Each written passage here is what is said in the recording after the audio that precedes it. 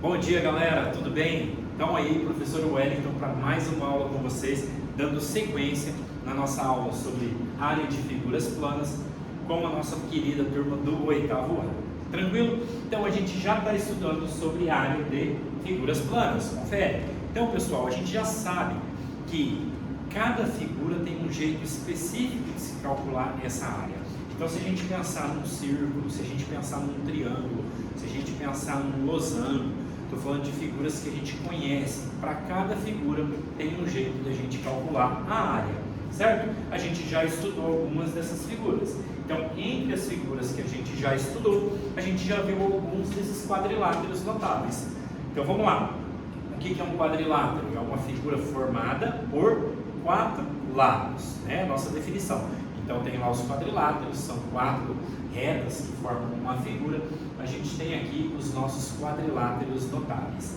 Entre esses quadriláteros a gente destaca aqui, ó, o quadrado, a gente destaca o losango, a gente destaca o retângulo, a gente dstaca o paralelogramo e a gente destaca o trapézio.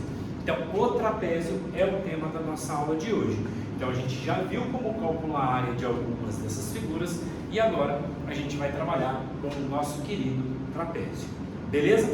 Lembrando que os quadriláteros notáveis têm várias relações que a gente pode trabalhar dentro deles, relacionado à definição, aos ângulos internos, às diagonais, às bases médias. Então tudo isso a gente vai estudar mais adiante. O objetivo da nossa aula hoje é finalizar a parte de área de figuras planas, trabalhando com o trapézio.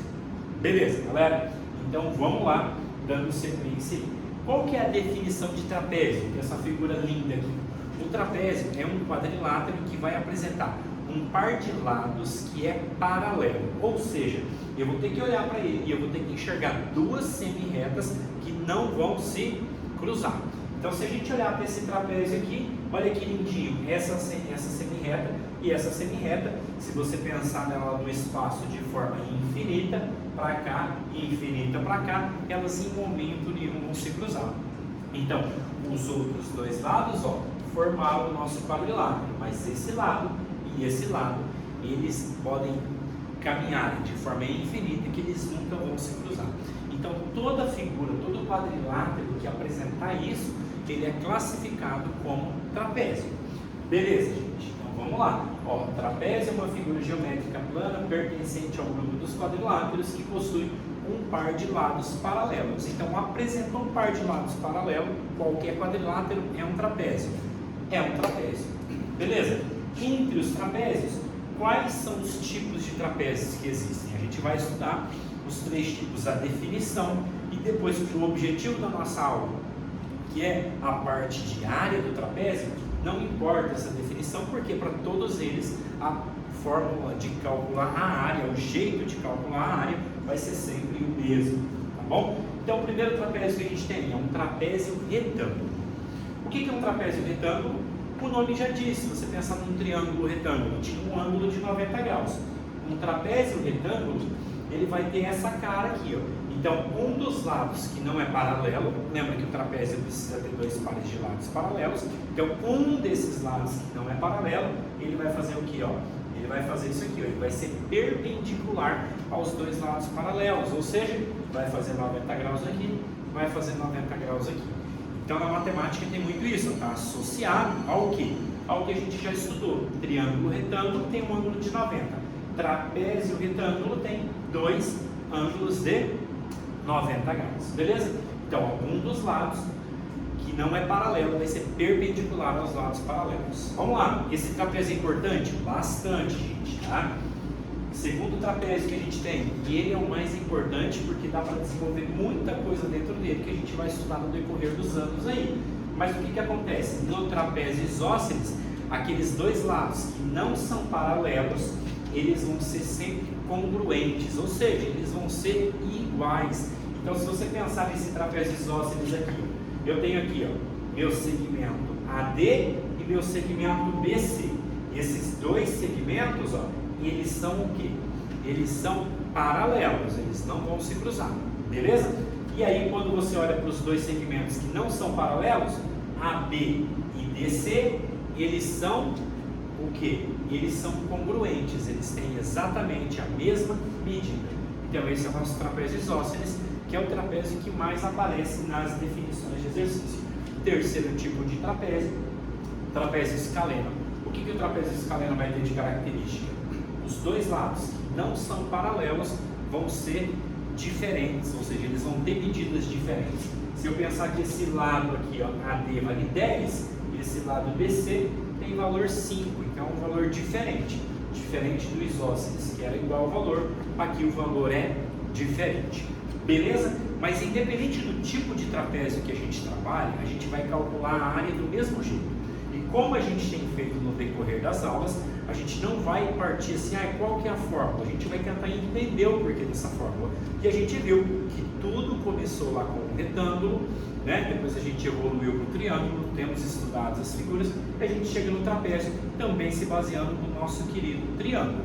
Valeu? Então vem comigo aqui para o quadro, galera. Ó, tem um trapezinho desenhado aqui para você, um trapézio ABCD. Então, se eu olhar para esse trapézio aqui, ó, o que acontece? Eu tenho as minhas bases.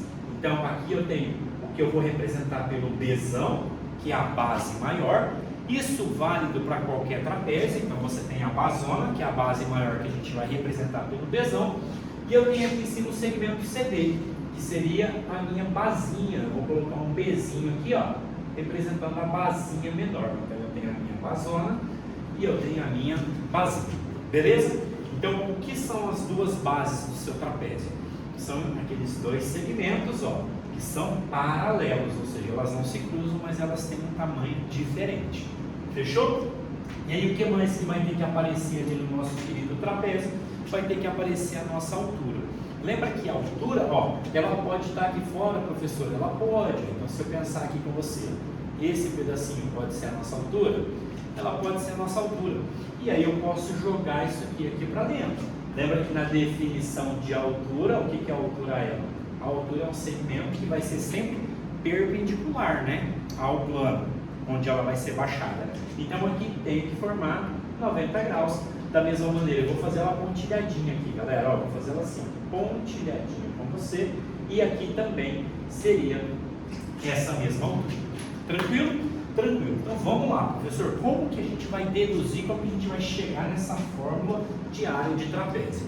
A primeira coisa que a gente vai enxergar é o que? A gente vai ter que transformar isso aqui em triângulos, né? Então, como que a gente pode pegar esse quadrilátero, esse trapézio e transformar ele num triângulo?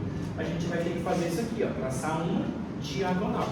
Essa diagonal pode ser de A até C, fazendo isso aqui, ou de D até B, não importa. Beleza? Independente do que eu faça, eu vou sempre trabalhar com essas duas diagonais ali. Então você pode escolher ou traça a diagonal AC ou a diagonal BD, e aí você vai ver o que vai acontecer. No nosso caso aqui eu vou escolher a BD, só por opção. Então vamos fazer a nossa diagonal BD aqui, mas não ia importar aonde eu coloco essa diagonal. Então, quando eu faço essa diagonal, você me acompanha que dentro do meu quadrilátero, que é um trapézio, a gente formou dois triângulos. A gente formou os triângulos ABD e a gente formou o triângulo CDB, né? Triângulo CDB. E aqui vai ser o pontapé de partida para a gente chegar nessa relação de área de trapézio. Porque no triângulo a gente já estudou, o que a gente já viu? Que a área de qualquer triângulo, então ó, vamos colocar aqui, ó, a área do triângulo, a gente sabe que é base vezes altura dividido por 2. Então vamos enxergar esse base vezes altura dividido por 2 dos dois triângulos que foram formados ali dentro do nosso querido trapézio, galera. Então vamos lá comigo. Vamos pensar em qual deles primeiro, professor? Qualquer um deles, o que você quiser. Vamos pensar primeiro no ABD, então, que está primeiro aqui para nós, que tem essa basona. Então, como que eu calcularia a área desse triângulo aqui? Em sempre o seu lugar. Vamos lá. Ó, basona vezes altura dividido por 2. Fechou? E agora, como que eu calcularia a área desse de cima? Basinha vezes altura dividido por 2. Completo. Então, assim, tem a área desse triângulo, tem a área desse triângulo. Se eu juntar essas duas áreas, o que vai dar? Vai dar a área do nosso trapézio. Então é exatamente isso que a gente vai fazer. Ó. Então a gente tem que a área desse trapézio, ela é dada pela área do triângulo ABD, basona vezes a altura, dividido por 2, mais a área do nosso trapéziozinho, que é basinha vezes a altura, dividido por 2. Olha que lindo. E agora, o que a gente tem aqui? Vamos recapitular o que você já tem estudado lá desde o 6º ano. Fração com o mesmo denominador. O que a gente pode fazer, pessoal? A gente pode escrever o quê? Tudo que está em cima, né? Ou seja, a gente repete lá a parte de cima. Perdão, a gente repete a parte de baixo e soma a parte de cima. E aí eu posso escrever dessa maneira. Basona vezes H mais basinha vezes H dividido por 2. E aí, o que acontece aqui? Relembra aí comigo, se você lembra disso ou não. Se você não lembra, vamos lá. Basona H, basinha H. O que tem ali, galera? A gente já estudou um fator comum. Ou seja, o basinha e o basona, eles estão acompanhando algo em comum. Então, quando acontece isso, o que a gente faz? A gente coloca esse fator comum em evidência. Então, vai acontecer que vai sobrar para mim assim, ó, basona mais basinha vezes a altura dividido por 2. E aqui está a relação da nossa fórmula para a área do trapézio. Beleza? É isso aí. Agora o que a gente vai fazer? A gente vai aplicar isso aqui dentro de alguns exercícios para desenvolver o aprendizado. Vamos lá. Deu quanto?